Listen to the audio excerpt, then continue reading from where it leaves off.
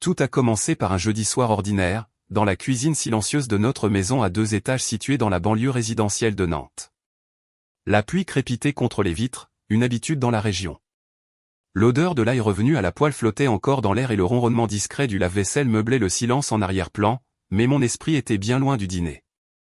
Aurélie était appuyée contre le plan de travail, son peignoir légèrement entrouvert, un verre de muscadet à la main, avec ce sourire en coin si familier qui étirait ses lèvres. « Pourquoi ne pas t'approcher un peu » murmura-t-elle en suivant du doigt le rebord de son verre. Je ne bougeais pas d'un poil. Au lieu de cela, je restais raide devant l'évier, le dos à moitié tourné vers elle, la voix basse mais tranchante comme une lame de rasoir. « Je n'ai plus envie d'intimité avec toi depuis que tu as un amant. » Elle se figea net. Pour la première fois depuis des années, j'ai vu la vérité la gifler de plein fouet. Pas avec ma main, pas avec des cris, mais avec cette simple phrase. « Quoi ? De quoi est-ce que tu parles ?» Son sourire vacilla, se transformant maladroitement en une expression de confusion totale. « Mathieu, tu es sérieux, là ? » Je n'invente rien, dis-je en me tournant enfin face à elle. Ton comportement a écrit chaque phrase de cette histoire, j'ai juste décidé de commencer à la lire à haute voix. Son verre tiqua contre le granit du comptoir, un peu trop fort. Tu es paranoïaque. Tu as toujours été du genre dramatique, mais là. Elle laissa échapper un rire nerveux. C'est juste. C'est de la folie. Je croisai les bras. Je n'ai pas élevé la voix. Je n'ai même pas scié. Tu penses vraiment que tes téléphones verrouillés, tes balades nocturnes et tes petits rires étouffés devant tes textos passent inaperçus? Je ne suis pas idiot, Aurélie. Elle se décolla du comptoir et s'avança vers moi, la voix montant dans les aigus. Oh, alors maintenant je n'ai plus le droit d'avoir des amis. Tu deviens contrôlant, c'est ça? Tu te sens délaissé, alors tu t'inventes des films dans ta tête? Je la regardais comme un homme observe quelque chose en quoi il croyait autrefois et qui tombe en ruine. Non, je me sens trahi. Et c'est très réel. Son visage se crispa. Qui t'a raconté des conneries? Est-ce que quelqu'un t'a dit quelque chose? Personne n'a eu besoin de le faire, dis-je calmement. C'est toi qui l'as fait. Aurélie leva les bras au ciel, commençant à faire les 100 pas incroyables.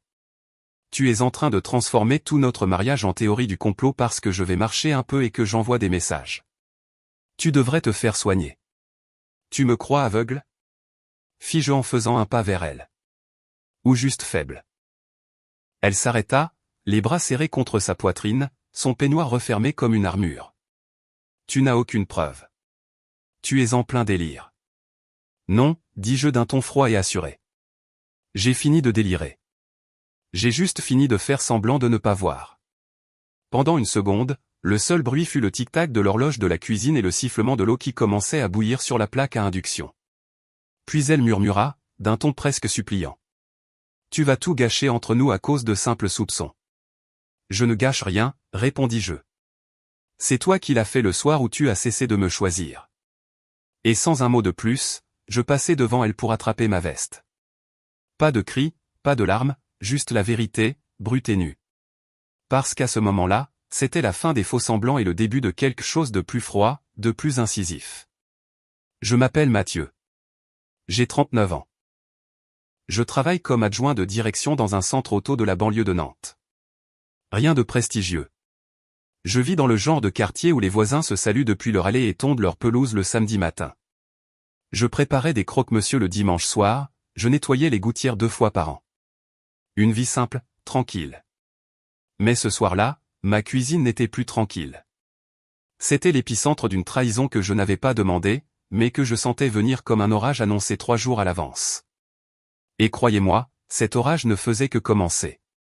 2 jours passèrent sans qu'une parole ne soit échangée entre nous. Aurélie déambulait dans la maison comme si tout allait bien, fredonnant en pliant le linge, me demandant si je voulais qu'elle prenne quelque chose au supermarché.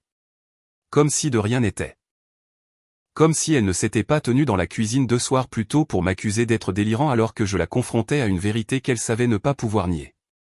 Mais je n'ai pas mordu à l'hameçon. Je n'ai pas crié. Je n'ai pas pleuré. Je n'ai rien exigé.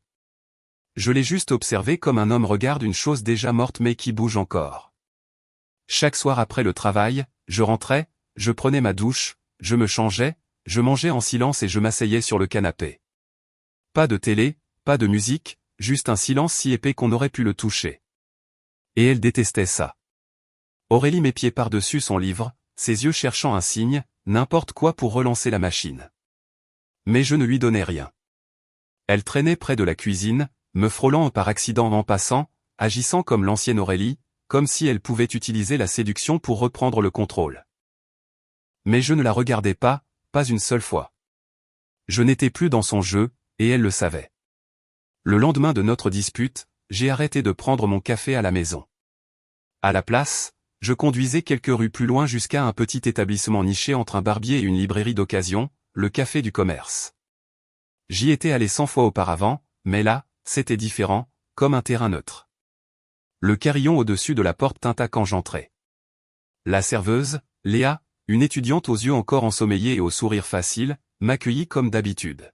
« Salut Mathieu. »« Comme d'habitude ?» J'ai acquiescé. « Ouais, merci. » J'ai pris la banquette au fond, celle près de la fenêtre d'où je pouvais voir la rue, les gens qui passaient, qui vivaient, qui avançaient. J'ai regardé un vieux couple marcher main dans la main, leurs doigts entrelacés comme s'ils s'aimaient depuis un an seulement. J'ai regardé un gamin passer en skate, sa capuche à moitié zippée, ses écouteurs dans les oreilles, un sourire sur le visage comme si le monde n'avait pas encore essayé de le mordre. Je suis resté là à siroter mon café noir, laissant la chaleur descendre dans ma gorge pour apaiser le froid qui s'était installé dans ma poitrine. Mon reflet dans la vitre ne mentait pas. J'avais l'air fatigué, pas à cause du travail ou du manque de sommeil, mais à cause de la trahison. Cela m'avait vidé d'une manière que je ne pouvais pas expliquer. Comme si mon centre avait été retiré à la petite cuillère et que je n'étais plus qu'une coquille animée par des habitudes. Ce jour-là, je n'ai répondu à personne. Ni à Julien, mon vieux pote de fac qui me demandait quand on irait faire un tour de vélo, ni à ma sœur, qui sentait toujours quand quelque chose clochait.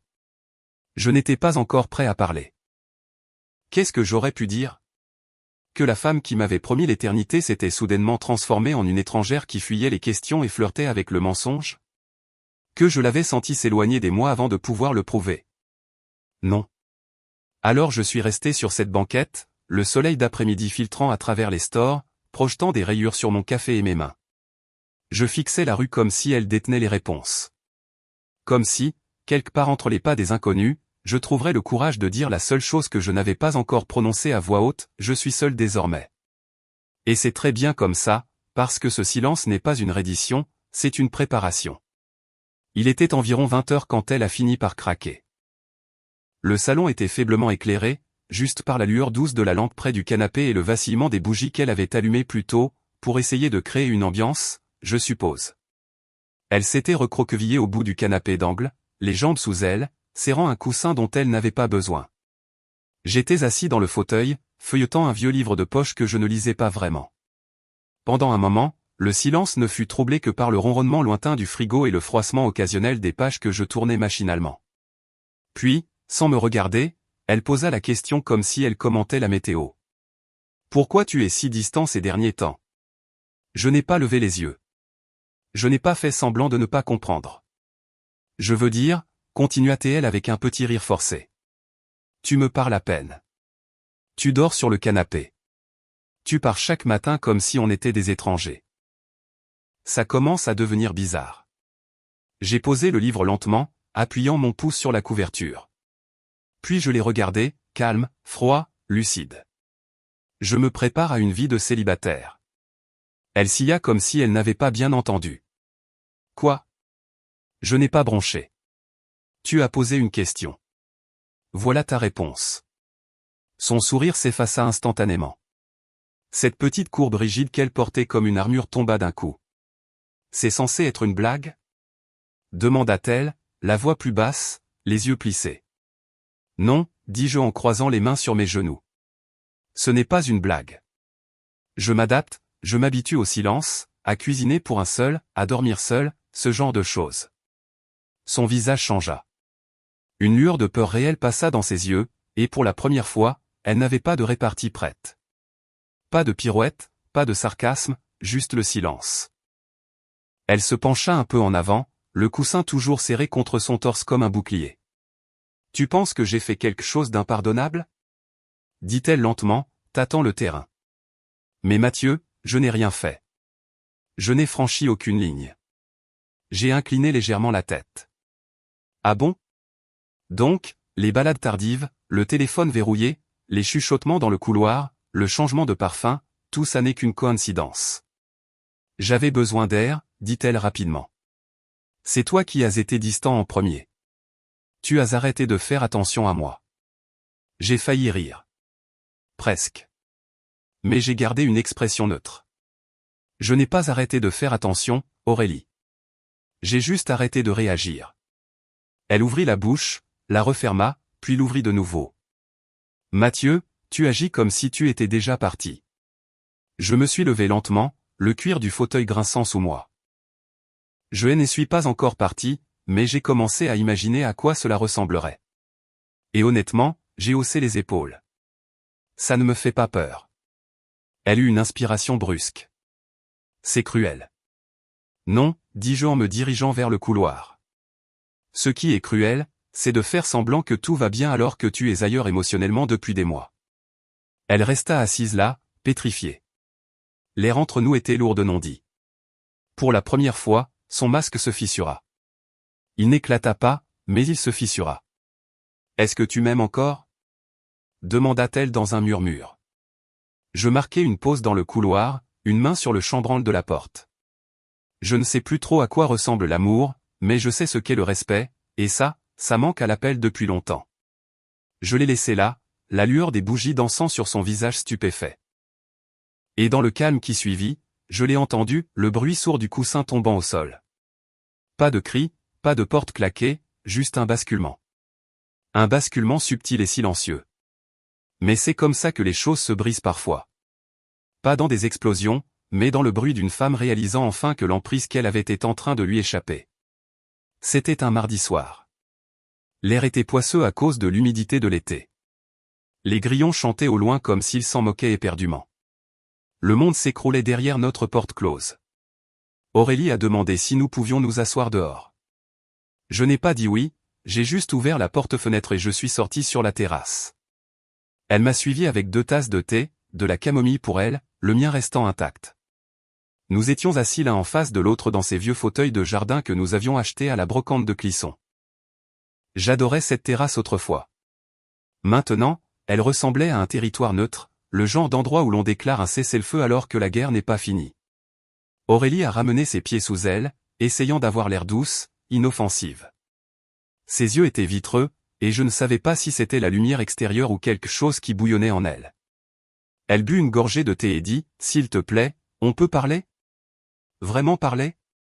Je n'ai pas répondu, je l'ai juste regardé. Après un instant, elle posa sa tasse avec des doigts tremblants. « Je ne voulais pas que les choses deviennent bizarres, dit-elle d'une petite voix. C'est juste que... Je ne sais pas. J'ai été dépassé par les événements. J'ai été stressé. Le boulot, c'était le chaos. Et quand je vais marcher le soir, ce n'est pas ce que tu crois. J'avais juste besoin de réfléchir.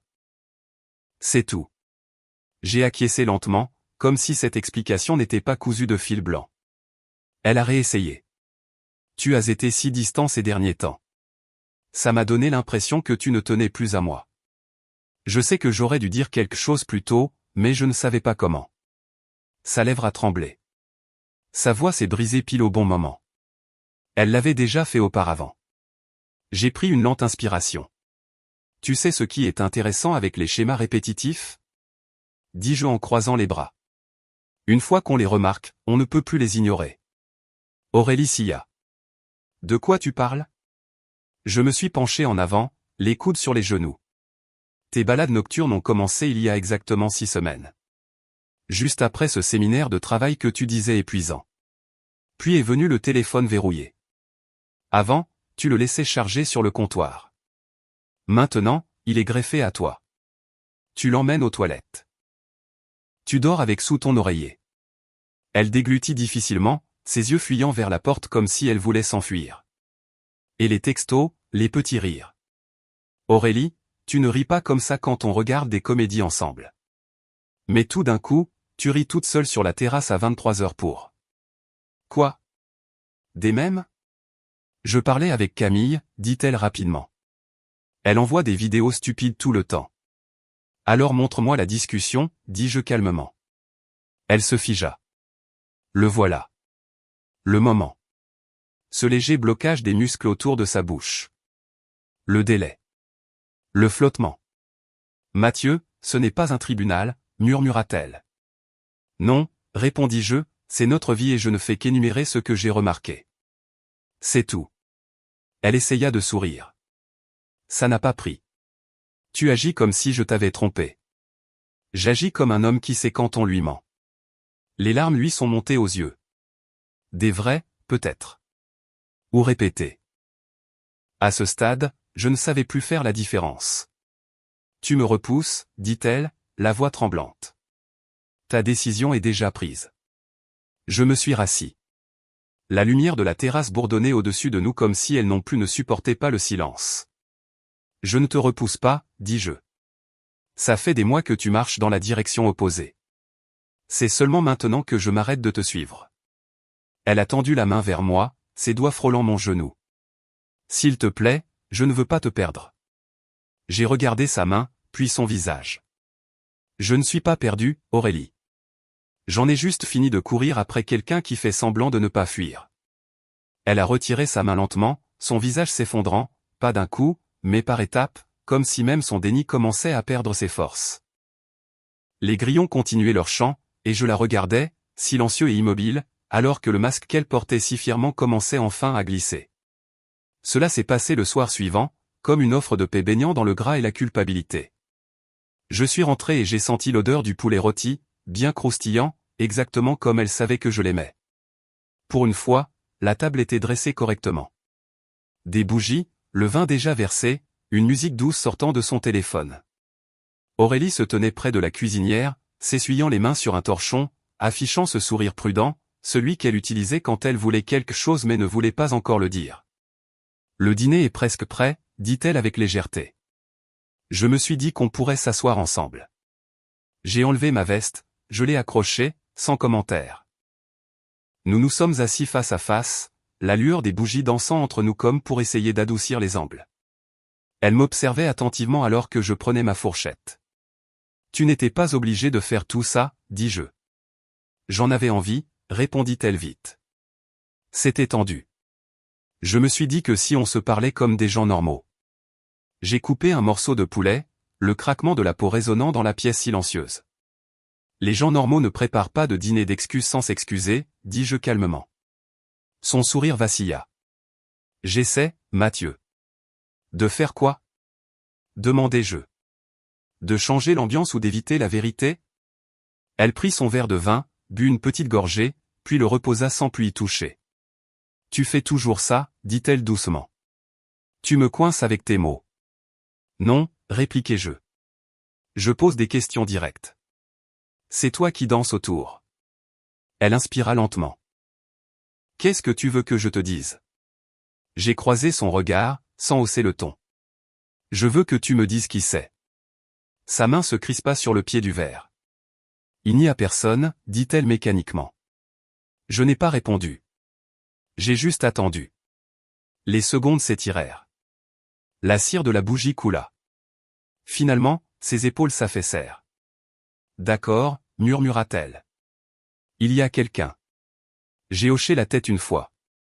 Continue. Ce n'est pas ce que tu penses, s'empressa-t-elle d'ajouter. Rien de physique. On n'a pas franchi cette ligne. Mais tu es resté très près du bord, dis-je. Elle déglutit. On a beaucoup parlé. Il m'a écouté. C'est donc l'aveu que je demandais? Tu as créé un lien avec un autre homme dans mon dos. Ses yeux s'emplissent de larmes. Je n'ai pas planifié ça. C'est arrivé, c'est tout. Ce n'est jamais vrai, dis-je doucement. Elle regarda son assiette. Tu avais arrêté de faire attention, murmura-t-elle. Tu étais toujours fatigué, toujours distrait. Je me sentais invisible. J'ai posé ma fourchette doucement. J'ai fait des heures sup pour qu'on puisse garder cette maison et notre train de vie. Je te demandais comment s'était passée ta journée chaque soir. J'étais là. Elle secoua la tête. Pas comme avant. Alors tu remplaces la communication par le secret? Demandai-je. Elle tendit la main sur la table. J'étais seul. Tu étais marié, répliquai-je en retirant ma main. Des larmes coulaient sur ses joues maintenant, régulières et silencieuses. Je ne voulais pas te blesser. Mais tu l'as fait, dis-je. Et ensuite, tu as essayé de me dire que c'était ma faute. Elle se couvrit le visage. J'avais peur que tu me quittes. Je me suis levé lentement. Tu aurais dû avoir peur de perdre ma confiance, dis-je. Les bougies continuaient de brûler. Le poulet refroidissait. Et pour la première fois, elle cessa de faire semblant que c'était quelque chose dont on pouvait se sortir juste en discutant. Nous sommes restés assis en silence après sa confession. Le genre de silence qui n'apaise pas l'atmosphère mais l'épaissit. Aurélie s'essuya les joues avec le coin d'une serviette, mais je ne lui offris aucun réconfort. Je ne pouvais pas. Le poids entre nous ne bougeait pas. Elle renifla. Je suis juste contente qu'on en parle enfin. Je me suis penché lentement en avant, les mains jointes devant moi, les yeux fixés sur les siens. Tu as dit que j'avais arrêté de faire attention. Elle me regarda et acquiesça, pleine d'espoir. Oui, je veux dire, ce n'est pas une attaque, Mathieu.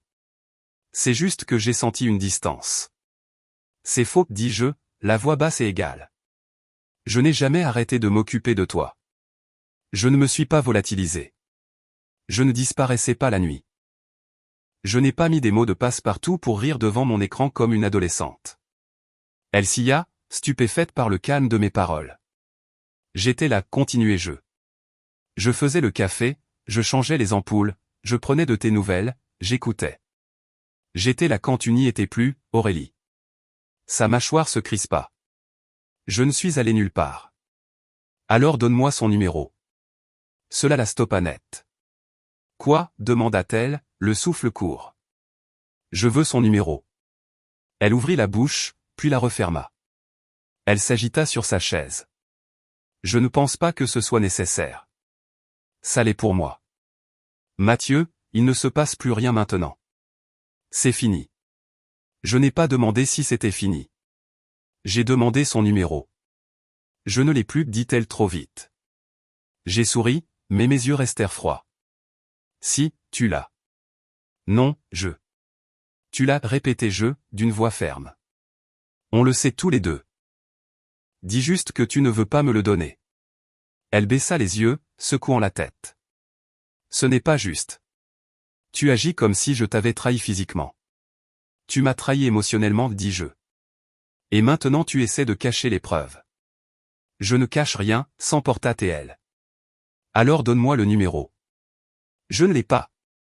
Sa voix rebondit contre les murs de la salle à manger, forte, aiguë, tremblante. Je me suis levé calmement. Qu'est-ce que tu fais, demanda-t-elle en se levant aussi. Tu fais tes valises, Mathieu? Je me suis tourné vers le couloir. Tu ne veux pas dire la vérité. C'est ton choix. Le mien, c'est d'arrêter de vivre dans cette maison comme si je te croyais. Elle me suivit dans le couloir, s'est pas précipitée derrière les miens. Attends, on peut encore parler, s'il te plaît? On peut ralentir? Je t'ai donné cette chance, dis-je en sortant mon sac de voyage du placard. Je t'ai donné des semaines. J'ai posé des questions. J'ai attendu. J'ai observé. Tu veux contrôler la version de la vérité que je reçois. Et ça ne m'intéresse plus. Tu vas tout foutre en l'air pour quelque chose qui n'était même pas. Ne finis pas cette phrase, dis-je en l'interrompant alors que j'attrapais mes affaires de toilette. Elle se tenait dans l'encadrement de la porte, les mains tremblantes, les yeux rouges et humides. S'il te plaît, reste. On va trouver une solution. J'ai fermé la fermeture éclair du sac, je l'ai mis sur mon épaule et je l'ai regardé un long moment. J'ai fini de chercher des solutions à tes mensonges, Aurélie. Et je suis passé devant elle, traversant cette maison que j'appelais autrefois chez moi, descendant les marches du perron où nous avions l'habitude de nous asseoir, pour m'enfoncer dans la nuit. Pas en colère, pas en criant, juste parti.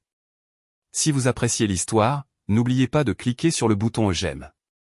Julien avait un petit appartement au 4e étage d'un ancien entrepôt réhabilité dans le centre-ville. Tuyaux apparents, pas d'ascenseur, et une vue imprenable sur le parking. C'était étroit, ça sentait un peu le vieux plat à emporter et les chaussettes de sport, mais c'était un toit. Il n'a pas posé de questions quand je suis arrivé avec mon sac et des yeux qui n'avaient pas dormi depuis des jours. Il a juste sorti une couverture du placard, m'a balancé la télécommande et a ouvert 2 bières. C'était ce genre d'ami. Pas besoin de connaître toute l'histoire pour savoir que l'orage avait frappé. Tu restes aussi longtemps qu'il le faudra, dit-il d'une voix basse, les yeux fixés sur le match mais sans vraiment regarder. Merci, mec. Mais dormir sur un vieux canapé en cuir avec un ressort cassé n'était pas le plus dur. C'était l'attente. Je n'en avais pas fini.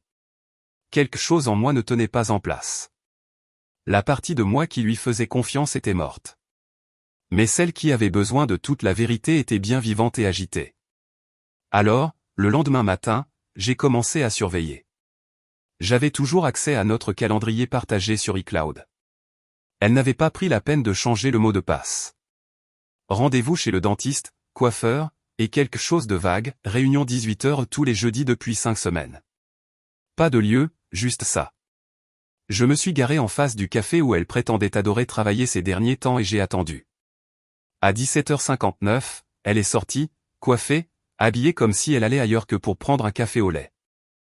Elle a vérifié son téléphone, puis a tourné le coin de la rue à pied et est montée dans une berline bleu foncé qui s'est arrêtée sans ralentir. Je ne pouvais pas voir son visage clairement, mais il s'est penché et l'a embrassée sur la joue comme si c'était la routine, comme s'il l'avait fait 100 fois. J'ai serré le volant, mes articulations blanchissant, mais je n'ai pas bougé. Je n'allais pas tout gâcher. Pas encore. Le lendemain, je l'ai suivi à nouveau. Même routine, même type, mais cette fois, je les ai suivis hors de la ville. Ils se sont garés dans un quartier résidentiel calme. Je me suis garé une rue plus loin et je les ai regardés entrer dans une maison de 2 étages avec des volets verts. Aucune hésitation. Elle connaissait le code du garage et la porte s'est refermée derrière eux. J'ai attendu là pendant plus d'1 heure. Puis, une autre voiture s'est garée dans l'allée. Une femme en est sortie, grande, la trentaine, tenant un sac de sport et un trousseau de clés. Elle est entrée par la porte d'entrée avec aisance. Ce n'était pas une visiteuse. J'ai regardé à travers mon pare-brise, sentant mon estomac se nouer. Quand la porte s'est rouverte, Aurélie était partie. Le type se tenait sur le pas de la porte, a embrassé la femme sur la joue et a pris son sac. Il souriait comme si tout était normal car, pour lui, ça l'était probablement. Il était marié lui aussi. Et d'un coup, la trahison est devenue encore plus lourde. Pas seulement parce qu'elle avait menti, pas seulement parce qu'elle l'avait choisi, mais parce qu'elle avait choisi quelqu'un qui jouait au même jeu. Maintenant, ce n'était plus juste de l'infidélité. C'était un système. Et j'en avais fini d'en être un pion. Le lendemain matin était couvert, avec ce ciel gris sourd qui rend le monde plus silencieux que d'habitude. J'étais garé en face de sa maison avant même que le soleil ne soit complètement levé. Je n'avais pas prévu de grands discours. Je n'en avais pas besoin. J'ai juste attendu. À 7h42, la porte du garage a grincé et il est sorti avec un sac de sport à l'épaule et un mug de voyage à la main. Habillé d'un polo impeccable et de chaussures de sport. Cheveux mouillés, une petite coupure de rasage sur le menton. Il avait l'air normal, comme s'il n'avait pas passé la soirée avec la femme d'un autre. Je suis sorti de ma voiture et j'ai traversé la rue d'un pas calme et mesuré. Il s'est arrêté en me voyant, assillé, puis a forcé un sourire poli comme si j'étais un voisin venant emprunter un outil. « Je peux vous aider ?» Je me suis arrêté à quelques mètres. « Ouais, je pense que vous l'avez déjà fait. » Son visage a changé, son sourire s'est éteint. Il a lentement abaissé son mug. « Je vous connais ?» J'ai hoché la tête. « Vous voyez ma femme. » Il déglutit avec peine. « Je suis désolé. »« Qui ça ?» ?»« Aurélie, dis-je platement. » Sa bouche s'ouvrit, mais aucun mot ne sortit d'abord. Puis, oh mon Dieu. Il regarda par-dessus son épaule comme si quelqu'un pouvait regarder, puis revint vers moi. Écoutez, je ne savais pas. Je veux dire, elle m'a dit qu'elle était séparée. Je n'ai pas scié. Elle ne l'était pas. Il se frotta la nuque, les yeux fuyant partout sauf les miens. On n'a jamais.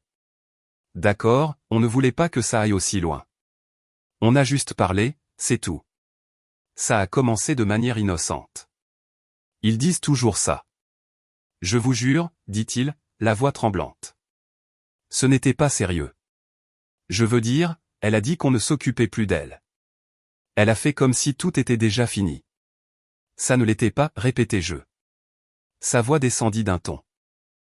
Est-ce que votre femme sait que vous êtes ici? Non. Il regarda le pavé, soudain très conscient de ses baskets et des fissures dans son allée. Je vais arrêter, dit-il doucement. Je vous jure que je vais y mettre fin. Je n'aurais pas dû laisser ça continuer si longtemps. Vous n'auriez pas dû laisser ça commencer. C'est tout ce que j'ai dit.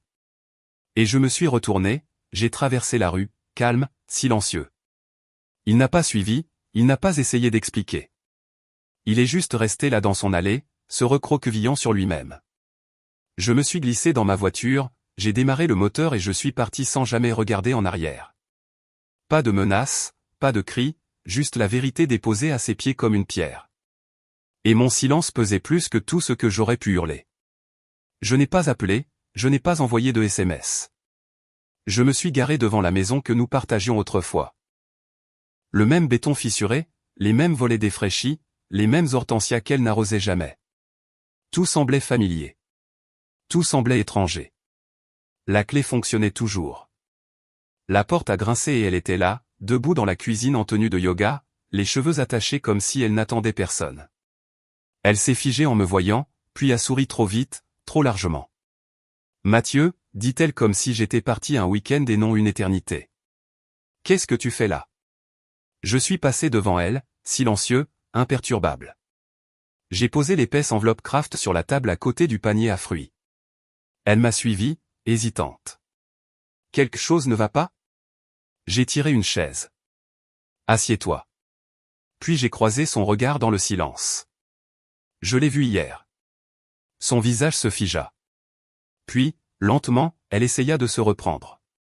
Vu qui? Ne joue pas à ça. Elle croisa les bras. Mathieu, je ne sais pas de quoi. Ton amant, dis-je, calme mais tranchant. L'homme dans la voiture duquel tu te glisses tous les jeudis. Celui qui a sa propre femme. Celui qui avait l'air d'avoir vu un fantôme quand je suis allé chez lui. Elle me fixa, les yeux écarquillés. J'ai continué d'une voix égale. Il a tout avoué. Il a juré que c'était juste émotionnel, que ce n'était jamais devenu physique. Il a aussi promis que c'était fini. J'ai tapoté l'enveloppe. Ça aussi, c'est fini. Elle la regarda comme si elle allait lui brûler les doigts. Tu as apporté des papiers? Demanda-t-elle, la voix soudainement fragile. Le divorce, dis-je. Déposé hier. J'ai déjà signé. Son souffle se coupa. Elle devint livide. Tu ne peux pas être sérieux. Je le suis. Mais Mathieu, on peut parler. On peut arranger ça. Ton amant t'a quitté hier, ajoutai-je froidement. Toute couleur quitta son visage. Quoi? Il a terminé. Il y a mis fin. Je pense que je l'ai bien secoué. Alors maintenant, tu es de retour à la case départ. Elle recula comme si elle avait reçu un coup. Et puis, d'un coup, le masque tomba. Le faux sourire, les tremblements, la mise en scène, tout disparut. Ce qui suivit fut de la pure rage. Espèce de... Elle ne finit même pas sa phrase, frappant violemment la table de la paume de sa main, faisant sauter l'enveloppe. J'ai fait une erreur. Toi, tu en as fait des dizaines, répliquai-je. Les mensonges, les secrets, cachaient une seconde vie dans notre propre maison. Ce n'est pas une erreur. C'est ce que tu es devenu. Tu m'as abandonné émotionnellement. J'ai cuisiné pour toi. Tu n'étais plus le même. Tu ne m'as jamais donné la chance de l'être, dis-je. Tu es juste parti. Sans me le dire. Elle attrapa une assiette sur l'égouttoir, une des belles assiettes de notre anniversaire, et la projeta contre le mur. Elle vola en éclats. Je n'ai pas bronché. Tu veux faire de moi le méchant? Demandai-je. Très bien, traite-moi de froid, de distant, mais ne me traite plus d'aveugle. Plus jamais. Elle se tenait là, le torse haletant, du mascara ayant coulé sous ses yeux. Je t'ai tout donné. Cracha-t-elle. Non, dis-je doucement. Tu lui as donné la partie de toi qui m'appartenait. L'objet suivant vola plus fort, un verre à vin, cette fois, explosant sur le carrelage. Je te hais, murmura-t-elle. Tu es être fait prendre, répondis-je. Tu étais censé te battre pour moi. J'étais censé être ton mari, dis-je. Mais tu ne le voulais plus. Un silence épais et électrique s'installa. Puis elle se laissa tomber sur une chaise, respirant fort, la rage se transformant en incrédulité. Alors c'est ça. C'est la fin. Je me suis levé lentement. Non, c'est le début, dis-je. Pour moi. J'ai laissé l'enveloppe sur la table et je suis sorti. Le bruit du verre brisé craquait sous mes chaussures. Chaque pas ressemblait à une libération. Derrière moi, la maison semblait enfin honnête, laide, bruyante, dévastée, mais ne faisant plus semblant. Il a fallu moins d'une semaine après la finalisation des papiers pour qu'Aurélie commence sa campagne de communication. D'abord vinrent les publications vagues sur les réseaux, ces citations fatiguées sur le fait de choisir la paix plutôt que la douleur et de se libérer de la toxicité. Puis vinrent les messages moins subtils. Un selfie flou avec les yeux rouges légendés, on pense connaître les gens, suivi d'une douzaine d'émojis cœur brisé. Elle ne m'a pas identifié, bien sûr, elle n'en avait pas besoin. Les gens savaient. Nous avions des amis communs. Nantes est une grande ville mais le milieu social est petit. Nos noms n'avaient pas besoin d'être écrits en néon pour que le message passe. Elle voulait contrôler l'histoire, se faire passer pour la femme blessée, rejetée par un mari froid et distant qui avait cessé de montrer de l'affection. Ses propres mots, mot pour mot. Ça aurait pu marcher si les gens n'avaient pas observé le lent délitement depuis des mois. Le premier commentaire qui a remis les pendules à l'heure est venu de Lisa, notre ancienne voisine. Elle a écrit, Aurélie, on était tous là. Ne réécris pas l'histoire maintenant. Puis est venu Julien, mon vieil ami. Tu ne peux pas jouer la victime après ce que tu lui as fait. Et puis Michel, tu m'as dit toi-même que tu voyais quelqu'un d'autre. Ne sois pas surprise que ça t'ait rattrapé. Un par un, les vannes se sont ouvertes. Pas d'insultes, pas d'attaques, juste des faits. Des vérités calmes et fermes. Aurélie a essayé de répondre au début, supprimant les commentaires, bloquant les gens, envoyant des messages privés à ceux qui ne s'étaient pas encore exprimés. Est-ce que je peux compter sur ton soutien? Mais la vérité avait pris l'avantage, et elle n'avait pas besoin de mon aide. Je n'ai jamais posté un seul mot. Je ne me suis pas défendu publiquement. Je n'ai pas corrigé sa chronologie. Je n'ai pas publié de capture d'écran. J'ai juste regardé. Pas avec joie, pas avec satisfaction. Juste comme un observateur. De la même manière que je l'avais observé des semaines plus tôt, tissant ses mensonges devant un poulet aux bougies et un vin qu'elle n'aimait même pas. Finalement, elle a tout fermé. Son compte Facebook a disparu en premier, puis Instagram. Disparu.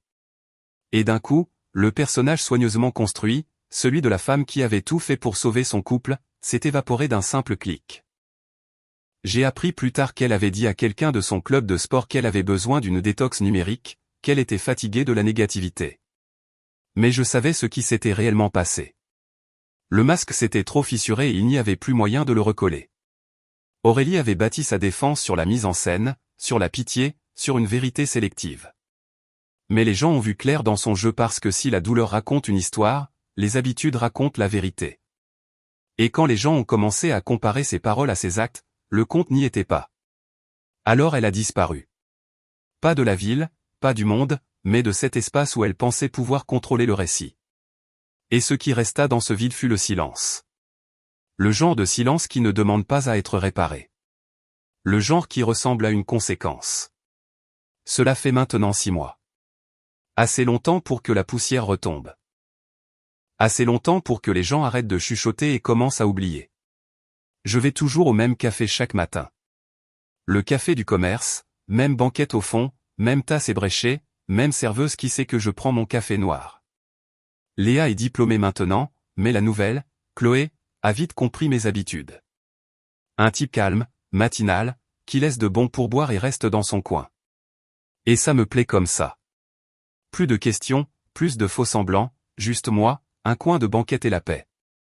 Un matin, au début du printemps, Julien s'est glissé sur le siège en face de moi. Sans invitation, mais il était le bienvenu. Il avait ce sourire sur le visage, celui qu'il porte quand il a un potin qu'il ne veut pas admettre être un potin. « Tu as des nouvelles d'Aurélie » demanda-t-il en sirotant son café pour avoir l'air décontracté. Je n'ai pas levé les yeux de ma tasse. Non. Elle travaille à la ferme de ses parents, près de Sainte-Pazanne. Cela m'a fait marquer une pause. Aurélie, qui ne jurait que par les talons hauts et les brunchs en ville, à la ferme? Sérieusement, dis-je en haussant un sourcil. Très sérieux. Apparemment, les offres d'emploi se sont taries. Le bouche à oreille, tu sais comment c'est dans la région. Toutes les boîtes où elle a postulé l'ont soit ignoré, soit lui ont dit qu'il garderait son CV. J'imagine que les citations Instagram ne font pas bon ménage avec les ressources humaines, dis-je. Julien Harry. Elle cure les box, elle plante des tomates. Son père a posté une photo d'elle tenant une chèvre. Une chèvre, mec. J'ai secoué lentement la tête. Pas par moquerie ou par triomphe, juste par incrédulité. Aurélie levait toujours les yeux au ciel en parlant de la ferme de ses parents. Elle disait que c'était mignon mais dépassé. Elle appelait ça du travail manuel pour ceux qui n'avaient pas réussi. Maintenant, c'était le seul endroit qui acceptait de l'accueillir. Elle voit toujours ce type, demandai-je. Julien secoua la tête. Nan. Sa femme a tout découvert et l'a mis à la porte. Il a essayé de recontacter Aurélie après le désastre, mais elle l'a envoyé paître. Elle ne voulait pas être liée au décombre. C'est bien elle. Aurélie aimait l'illusion du contrôle, mais quand tout brûlait vraiment, elle quittait le navire avant d'admettre que c'était elle qui avait craqué l'allumette. Enfin bref, dit Julien en se levant, je pensais que tu aimerais savoir. Le monde est petit. Il m'a tapé sur l'épaule et s'est dirigé vers le comptoir. Je suis resté sur la banquette un peu plus longtemps, regardant par la fenêtre le soleil du matin inonder le trottoir, le rythme de la vie qui continuait, imperturbable, simple. Et j'ai souri. Pas parce qu'elle était tombée. Pas parce que j'avais gagné. Mais parce que je n'en faisais plus partie. Parce que l'orage était passé et que j'étais toujours là, calme, entier, inébranlable. Pas de rage, pas de feu. Juste le calme lent et régulier d'un homme qui a appris à ne plus courir après le bruit. J'ai payé mon café, laissé un bon pourboire et je suis sorti d'un pas tranquille. Et alors que le vent se levait, j'ai pris une profonde inspiration, reconnaissant. Pas pour ce qui s'était passé, mais pour ce qui ne se reproduirait plus jamais. Je ne suis jamais revenu en arrière, et je ne le ferai jamais. Et c'est ainsi que l'histoire s'est terminée.